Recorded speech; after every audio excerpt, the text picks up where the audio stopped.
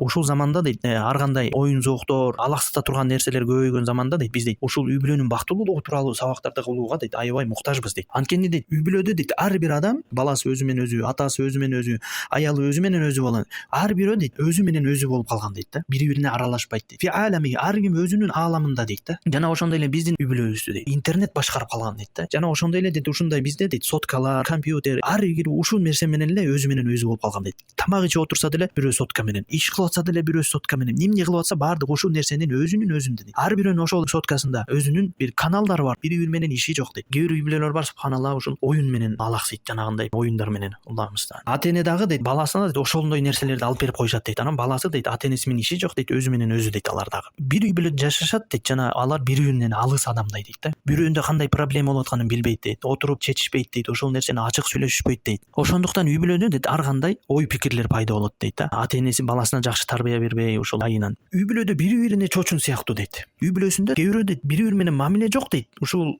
сотка менен эле болуп, интернет менен болуп дейт, бири биринен алыстап кетишкен дейт. Бир нерсени кеңешип иш кыла алышпайт дейт. Бир тууганга баягы мамилеси салкындап калган, муздап калган, суук болуп калган, ачык эч нерсе кыла алышпайт. Жана ошондой эле аял күйөөсү да ошондой болуп калган. Күйөөсү келип алып сотка чукулайт, аялы келип алып сотка чукулайт, Instagram бирнекелерде отурушат. Жана ошондой эле ата эне менен баланын дагы мамилеси бузулуп калган. Ушул себептен биз үй бүлөнүн бактылуу болуш үчүн кандай себептери бар, кандай жолдору бар экенин сүйлөшкөнгө биз өзгөчө муктажбыз дейт. Анткени үй бүлөнүн бактылуулугу дейт бул коомдун негизги нерсеси дейт, негизги нерсеси. Эгерде үй бүлө бактылуу болсо, коом дагы бактылуу болот дейт. Анткени коомдун бактылуу болушу бул үй бүлөнүн бактылуу болушу дейт. Бул өзөгү дейт. Эгерде үй бүлөдө ошондой бактылуулук, тынчтык, рахатчылык орносо дейт, коомго дагы ошондой тынчтык, рахатчылык, бакубатчылык орнойт дейт.